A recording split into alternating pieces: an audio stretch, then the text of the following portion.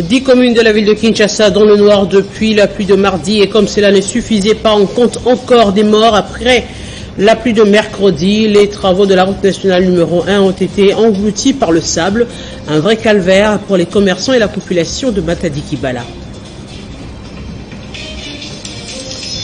Clôture ce jeudi à l'Assemblée nationale de la session ordinaire de septembre. Le gouvernement, par le truchement de la ministre de la Justice et garde de soi, a sollicité l'adoption de la loi portant habilitation pour une durée de 3 mois, demande acceptée à l'unanimité en plénière, et le Sénat a revu à la hausse le budget de l'exercice 2023 venu de l'Assemblée nationale. Au total, un surplus de 468 milliards de francs congolais a été ajouté. Au Sénégal, la motion de censure déposée par la coalition d'opposition Yewwi Askan Wi contre le gouvernement, cela fait suite à la déclaration de politique générale prononcée lundi par le Premier ministre Amadou Ba. Bienvenue dans ce journal sur Télé 50 au 12e jour du deuil national décrété après la mort de plus d'une centaine de Kinois. Une autre pluie s'est abattue la nuit d'hier mercredi et le bilan a fait état des morts, dont 8 personnes dans la commune de Mongafula, non loin du couvent des Sœurs de la Sainte Famille à Zamba Telecom. Et à cela s'ajoutent les travaux de la RN1 qui sont à recommencer et les 10 communes de Kinshasa privées à ce jour d'électricité. C'est un autre bilan macabre qui vient s'ajouter au 2e jour du deuil national.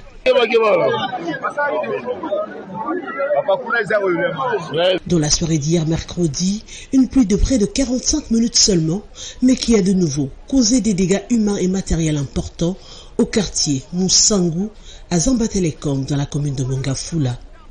En attendant le bilan officiel, le bilan provisoire établi par les habitants fait état de 8 morts. Dans cette même circonscription, le mur des religieuses de la Sainte Famille s'est écroulé sur certaines habitations, causant des dégâts énormes, d'où la colère de la population menaçant de les caillasser.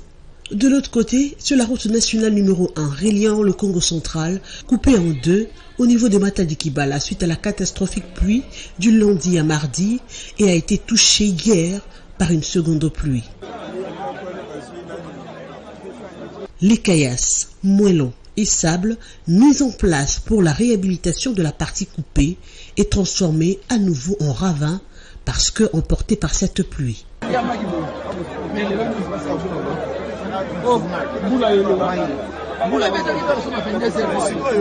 L'espace qui commençait à devenir peu à peu praticable quelques heures après le lancement des travaux par les autorités de la ville est remis à zéro.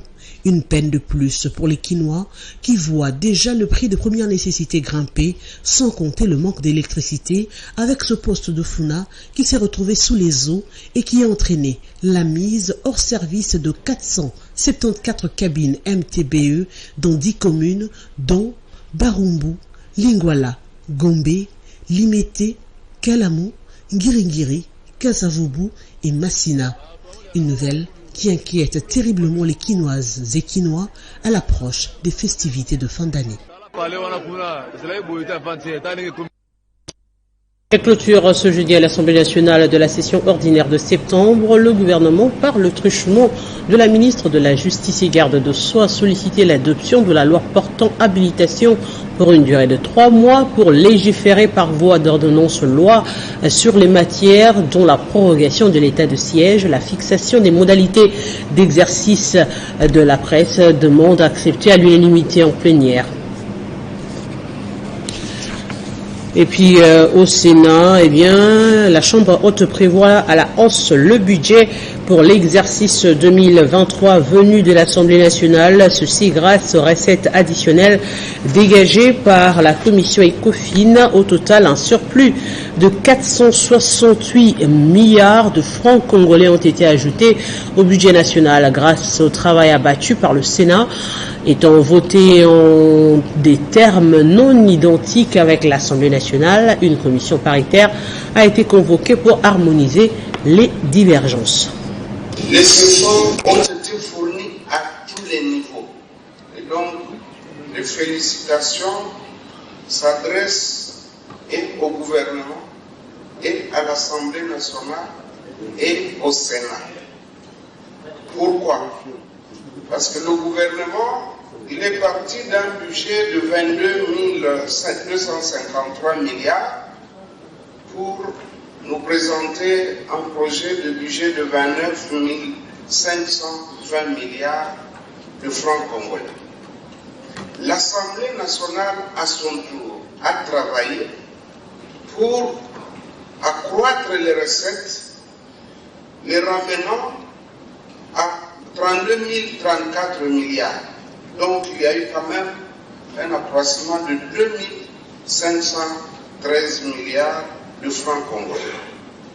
À son tour, le Sénat, suite de ce que le gouvernement a amélioré, en sus de ce que l'Assemblée nationale a apporté, le Sénat a à son tour apporté un surplus des recettes de 468 milliards de francs congolais. Donc c'est ce qui nous amène finalement au finish à un budget de 32 502 milliards de francs congolais. Situation sécuritaire dans le territoire de Rutshuru et Masisi ainsi que la multiplicité des barrières.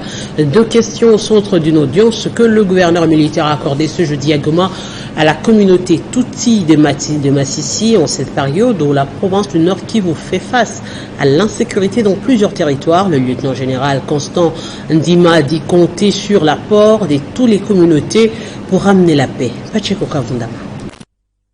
Au cours de cette audience que le gouverneur militaire du Nord Kivu a accordé aux notables de la communauté Tutsi de Masisi, il a été question de parler surtout de la situation sécuritaire alors que ces derniers temps, la communauté Tutsi se sent menacée suite à l'activisme de la rébellion du M23 qui occasionne des méfiances au sein des communautés ethniques. C'est Dounia Bakarani qui a conduit cette délégation auprès de l'autorité provinciale. De cette réunion, c'est que nous devons, ensemble avec l'autorité provinciale, organiser des descentes sur le terrain pour passer le message de cohabitation pacifique, essayer de rassurer toutes les communautés, y compris la communauté Tutsi, qui est indexée, qui est menacée par les groupes armés. Ne faisait qu'inquiéter la minorité Tutsi. Il fallait avoir une assurance de la part du gouverneur. Vous parlez aussi d'autres questions, notamment la multiplicité des barrières dans le territoire de Masisi. Le gouverneur de province, le lieutenant-général Constant Ndima, a dit à ses notables de la communauté Tutsi qu'il compte sur l'apport de tout le monde pour ramener la paix. Ce n'est pas spécialement le groupe Tutsi, mais nous sommes là pour parler avec tous les groupes qui sollicitent nous voir ou si nous avons besoin aussi de le voir. Et ce que vous avez déjà fait, c'est un grand pas pour nous. Dans l'actualité, le parti politique Nouvelle Alliance des démocrates NAD dénonce la violation de l'ordonnance présidentielle numéro 22/13 du 11 novembre dernier nommant les nouveaux mandataires des entreprises publiques. Les cadres de cette famille politique, membres de l'Union sacrée, demandent l'implication du président de la République pour que leur président national, Atanas Matenda, soit nommé dans cette ordonnance comme PCA de la Caisse nationale de sécurité sociale, mais pas notifié par le ministre du Travail et Prévoyance sociale, soit remis dans ses droits. On écoute un extrait de leur déclaration. Nous, membres du parti politique des Nouvelles Alliances des démocrates, NAD en sigle, Fédération du Nord Kivu, ayant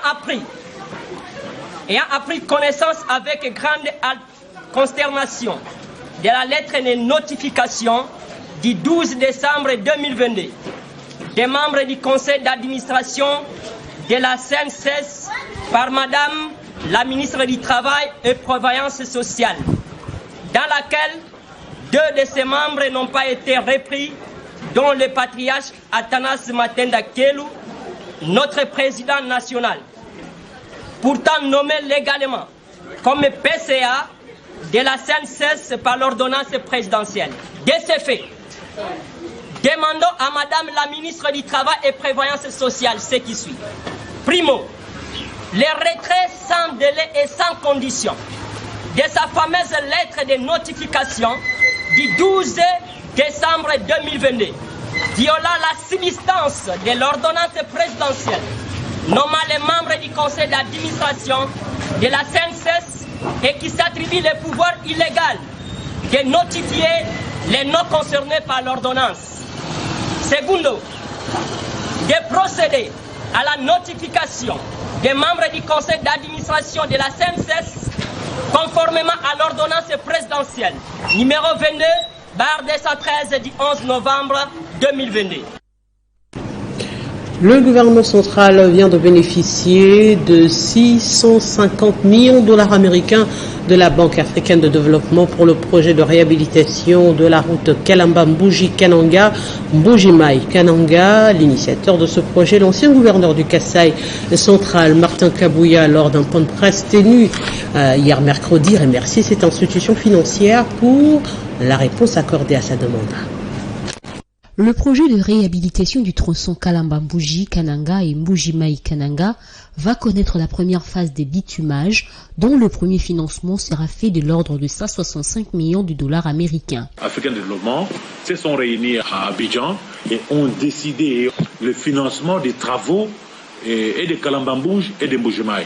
Le budget global est de 650 millions de dollars à peu près, mais pour la première phase, la Banque africaine de développement, à travers les fonds africains de développement, a débloqué 175 millions de dollars. D'après Martin Kabouya Moulamba Kabitanga, l'élu de Dibaya dans la province du Kasaï central et initiateur de ce projet alors gouverneur de province, les entreprises exécutantes seront recrutées incessamment pour l'exécution dans le meilleur délai. 2023, on peut lancer l'appel d'offres pour recruter les entreprises qui devraient réaliser les travaux sur ces tronçons-là. L'élu de Dibaya remercie la Banque africaine de développement qui a accepté finalement de financer ce projet. Comme élu du coin, j'ai tenu à ce que, ensemble, nous puissions transmettre de vive voix le remerciement des populations de la région centre au groupe de la Banque africaine de développement parce que ces groupes nous accompagnent dans la matérialisation de la vision du chef de l'État. Signalant qu'alors gouverneur au Kasaï central, une série de correspondances a été envoyée à la Banque africaine de développement pour mener un plaidoyer par le truchement du ministre national des Finances pour convaincre cette institution financière à appuyer ce projet d'un montant global de 650 millions de dollars américains. Et la Caisse nationale de sécurité sociale, CNSS, Kasumba laisse procéder à la vulgarisation de la loi fixant le régime général de la sécurité sociale. L'atelier de vulgarisation organisé en collaboration avec la FEC Kasumba Lessa, plusieurs représentants du bon patronal et du bon syndical ont pris part à ce patronat. Sous le haut patronage du maire de la ville de Kasumba Lessa, la Caisse nationale de sécurité sociale, CNSS direction de Kasumba Lessa, a procédé à la vulgarisation de la loi fixant le régime général de la sécurité sociale le mercredi 14 décembre 2022 à Kasumba Lessa. Prononçant son mot de circonstance, le directeur de la CNSS Kasumba Lessa a remercié la direction générale pour la tenue de ses assises et à l'autorité urbaine pour son accompagnement dans la vulgarisation de la loi numéro 16. Le président de l'intersyndicale nationale explique l'objet de cet atelier. On est censé ignorer que depuis sa mise en application, l'intersyndicale nationale du Congo ne cesse de recevoir de multiples réclamations de partout, très particulièrement dans sa branche de prestations aux familles. Avant les différents exposés, Maître André Kapampa, maire de Kasumba Lessa, a appelé l'assistance à plus d'attention pour comprendre la loi afin d'assurer un bon lendemain aux retraités et ouvre solennellement l'atelier de vulgarisation. Je voudrais vous exhorter à capitaliser les enseignements ainsi que les recommandations qui vont devoir sortir de l'atelier d'aujourd'hui. Nous, les banques patronales, nous, les banques syndicales. Le premier orateur est bien le directeur de la CNSS Kasumba Lessa, Jean-Claude Ilungawa Umbandolo, qui explique la sécurité sociale et ses réformes, tandis que les autres intervenants se sont concentrés sur les avantages liés à l'immatriculation des travailleurs à la CNSS et même les sanctions réservées aux employeurs qui ne se conforment pas à cette loi. Et dans la province du Tanganyika, le gouverneur Julie Ngungwa était face aux députés provinciaux pour la défense du budget général de sa province évalué à plus de 400 milliards de francs congolais. 399 milliards 575 millions 555 466 francs congolais et 93 centimes, soit un équivalent de près de 200 millions de dollars américains. Telle est l'économie du budget général de la province du Tanganyika pour l'exercice 2023, présenté ce samedi 10 décembre 2022 par le gouverneur Julie Ngungwa Mwayuma devant les députés provinciaux élus du peuple. La chef de l'exécutif provincial, consciente de son esprit novateur dans la mobilisation des recettes et tenant sur l'accompagnement de l'ensemble de sa population, a présenté ses budgets évolutifs en chiffres dans la province, car présentant un taux d'accroissement de 66,39% par rapport à l'édit budgétaire rectificatif de l'exercice 2022. La possession des recettes est de l'ordre de francs congolais 399 milliards 575 millions 555 466 et centimes 93. Enregistrant les questions et après un moratoire de 24 heures sollicité par l'autorité provinciale, la plénière a repris ce mardi 13 décembre 2022 dans la même salle. Invité au perchoir par le président de l'Assemblée, le gouverneur du Tanganyika a donné ses éléments de réponse aux honorables députés. Après cette présentation jugée satisfaisante, le projet d'édit budgétaire exercice 2023 de la province du Tanganyika a été déclaré recevable à l'unanimité. Et on revient à Kinshasa où la session parlementaire a pris fin. Fort malheureusement, la Commission nationale de droits de l'homme de l'Assemblée nationale a été mise de côté sans être consultée. Une nouvelle commission spéciale sera constituée à l'insu de celle reconnue, chose que le président de la CNDH juge non conforme devant la presse. On écoute Simon-Pierre Ianagno. Au niveau de l'Assemblée nationale, qu'on lève l'option de dire nous devons renouveler la commission, ça a été fait. Lorsque nous sommes revenus pour la session de septembre 2022, nous avons établi un calendrier des activités de la session. Cette matière de renouvellement, entérinement a été établie et quand on vérifie dans le calendrier, c'est sous la responsabilité de la commission permanente des droits de l'homme.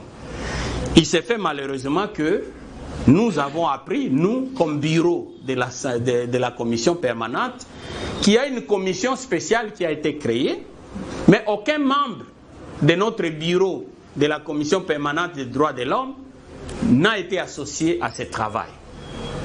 Alors, nous voulons que le peuple le sache, que nous, comme bureau de la commission permanente des droits de l'homme, nous ne sommes pas associés à ce processus. Nous voulons que la partisanerie puisse s'éloigner au maximum du travail qui s'est fait au niveau du Parlement. Parce que le Parlement n'appartient ni à l'opposition ni à la majorité. Dans l'organisation interne des organes de l'Assemblée, notamment ce qu'on appelle les commissions, normalement, on confie la présidence de cette commission dans beaucoup de parlements à l'opposition. Pourquoi? Parce que ceux qui ont le pouvoir, ceux qui gèrent, ils sont tentés d'abuser. Et ils sont tentés souvent de vouloir placer des gens suivant ceux qui vont les aider à ne pas être trop contrôlés. Dans l'actualité, toujours, le gouverneur de la ville de Kinshasa est plus que déterminé à sortir du noir à toutes les grandes artères de Kinshasa. Jean-Tinigo Bilambaka vient d'éclairer l'avenue des poids lourds qui part de la gare centrale dans la commune de la Gombe jusqu'au pont Matete, ce après avoir procédé au même exercice quelques jours avant sur la route bypass dans la commune de Lemba. Le premier citoyen de la ville de Kinshasa a appuyé sur l'interrupteur le dimanche 11 décembre à 19h à partir du rond-point TP à Kingabois dans la commune de Limete en présence du vice-gouverneur de Kinshasa Gérard Moulumba et du bourgmestre sortant de la commune de Limete. Ceci entre dans le cadre de son programme de réhabilitation de l'éclairage public à Kinshasa. Enthousiasmés et scandant des cris de joie, la population riveraine et certains passants n'ont pas manqué de remercier le gouverneur de la ville pour cette initiative combien louable dans la mesure où l'éclairage public apporte non seulement la beauté mais aussi la sécurité sur cette route souvent assiégée par des bandits et des voleurs.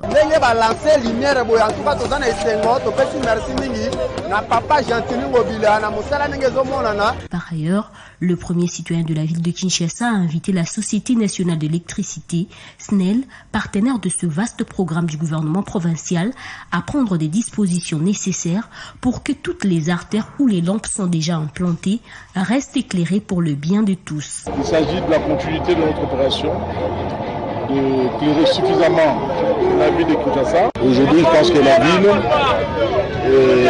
est suffisamment éclairée. Et chapeau bas à son Excellence, Monsieur le Président de la République, Félix-Antoine Tshisekedi Tshilombo, qui nous a poussé donc à travailler d'arrache-pied pour éclairer la ville de Kinshasa. Après le lancement de cet éclairage public sur poids lourd, l'autorité urbaine s'est rendue à la place de la gare dans la commune de la Gombe pour suivre de près l'évolution des travaux d'ornement de cet endroit qui attire beaucoup de Kinoises et Kinois lors des festivités de Noël et de Nouvel An. Et à l'approche des élections de 2023, le parti politique Alliance des paysans et indépendants continue à peaufiner ses stratégies pour les échéances à venir. Le secrétaire général du parti vient de nommer Suzanne Nondo comme représentante du parti au Burundi pour une diplomatie agissante. Après avoir assuré son implantation sur l'ensemble du territoire national, l'Alliance des paysans et indépendants étend ses limites en dehors des frontières de la République démocratique du Congo, plus précisément au Burundi. Considérant l'option levée par le bureau politique de l'API quant à la nécessité de redynamiser le parti sur l'ensemble du territoire national en vue de matérialiser son implantation totale pour gagner les élections générales de 2023, considérant le rapport des forces politiques dans la région du Grand Lac, est nommée représentante de l'Alliance des paysans et indépendants en République du Burundi, Madame Arlette Suzanne Nondo. Le parti a profité de l'occasion pour nommer quelques membres du comité territorial dans le territoire des Pangui, parmi lesquels figure Zabou Bampassa, secrétaire territorial en charge du social, Delphin Rwakabouba Kéré, secrétaire territorial en charge de la diaspora vivant en territoire des Pangui, Kikuni Moussiligulu, secrétaire territorial en charge de l'éducation et des désœuvrés, Ngelengele Tambwe Soupap, président de la Ligue des jeunes du groupement Oulimba. La présente décision entre en vigueur en date de sa signature, visa signé par le secrétaire général Kusisun-Semi Nicolas et visa de l'autorité morale Joseph Kokonyangi Witanene. Et dans le but de décourager les antivaleurs dans les entreprises publiques, le chef de service à Lingueté s'est entretenu avec les mandataires de l'Association nationale des entreprises publiques et des portefeuilles afin de les conscientiser à plus de responsabilité et de patriotisme pour sauver le secteur. Sur invitation de l'Association nationale des établissements publics et entreprises du portefeuille, l'inspecteur général chef des services Jules Alingueté a fait une communication à l'attention des mandataires publics sous la mise en œuvre des missions de contrôle a priori dans les entités publiques. Jules Alingueté a exhorté les mandataires à la bonne gouvernance pour les redressements des entreprises et établissements publics tels que voulus par le président de la République. Il a martelé que les missions de l'IGF visent à garantir la paix sociale par le paiement régulier des avantages des travailleurs, à veiller à ce que les avantages des mandataires soient ceux légalement octroyés et amener ces entités publiques à s'acquitter des taxes et impôts dus à l'État. Dans nos échanges, organisés par la suite sur le terme de référence mis à la disposition des entreprises, quelques précisions nécessitent d'être apportées sur cette situation. L'ayant religieusement suivi avec une attention soutenue, le numéro 1 de l'IGF a fait appel aux gestionnaires des entreprises publiques au sens élevé du patriotisme dans l'exercice de leurs fonctions pour le plus grand bien des Congolais. L'inspection générale des finances continuera son contrôle au niveau central, au niveau des provinces, dans le seul objectif de implémenter la bonne gouvernance dans la gestion publique. Visiblement satisfait de l'éclaircissement de l'inspecteur général, chef des services, après les échanges qui se sont suivis, les mandataires en sortent. Le mouvement politique Alliance pour la réforme de la République ADR de la députée nationale Henriette Ouamou, membre du groupe des alliés de l'UDPS, a fait une déclaration politique ce jeudi en vue d'attester les activités du chef de l'État Félix Tshisekedi et invite tous les Congolais à l'âge de voter à aller se faire enrôler afin de participer au scrutin à la date prévue. Héritier Ntamboa. Des différents membres des partis politiques alliés au regroupement politique Alliance pour la réforme de la République, le présidium de ADR s'est réuni ce jeudi pour s'appesantir sur la situation générale que traverse la RDC. Touchée et consternée à la fois, au nom du regroupement politique ADR, la députée nationale Henriette Ouamou attire l'attention du gouvernement congolais dans l'optique de prévenir et mettre fin aux dégâts enregistrés après la pluie diluvienne abattue le lundi 12 au mardi 13 décembre. L'opinion doit savoir que l'ADR est profondément affligée par la mort inopinée de plus de 150 compatriotes et autres disparus et demande instamment au gouvernement de la République de tout mettre en œuvre pour retrouver les disparus, prendre en charge les soins des blessés, d'assurer des obsèques dignes aux morts et arrêter des mesures qui s'imposent pour que pareil événement douloureux ne puisse plus survenir. Par la même occasion, cet élu du peuple a salué le récent discours du chef de l'État sur l'état de la nation et encourage le président de la République, Félix-Antoine Tshisekedi, à poursuivre les efforts diplomatiques et militaires en vue de la pacification de la RDC. Par ailleurs, elle invite les gouvernements à tout mettre en œuvre afin que toute contrainte signalée par la CENI dans les calendriers électoraux soit surmontée et aplanie.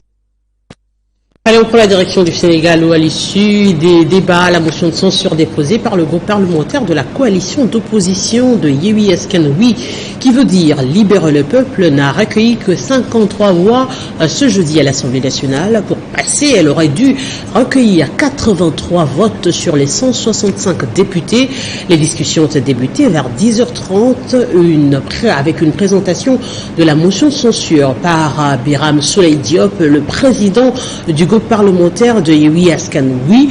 Ce dernier a justifié cette initiative par le refus du Premier ministre de se soumettre au vote de confiance à des députés lundi lors de sa déclaration politique générale. Ce journal est terminé, on prend le rappel des principaux titres.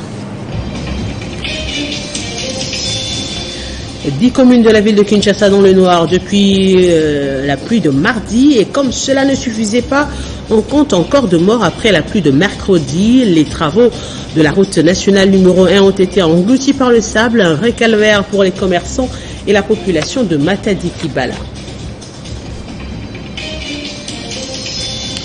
Clôture ce jeudi à l'Assemblée nationale de la session ordinaire de septembre. Le gouvernement, par le truchement de la ministre de la Justice et garde de Sceaux, a sollicité l'adoption de la loi portant habilitation pour une durée de 3 mois, demande acceptée à l'unanimité en plénière, et le Sénat a revu à la hausse le budget pour l'exercice 2023 venu de l'Assemblée nationale. Au total, un surplus de 468 milliards de francs congolais. Et au Sénégal, la motion de censure déposée par la coalition d'opposition Yewwi Askan Wi contre le gouvernement, cela fait suite à la déclaration de politique générale prononcée lundi par le Premier ministre Amadou Ba. Merci de votre attention, soutenue à Télé 50, prenez soin de vous.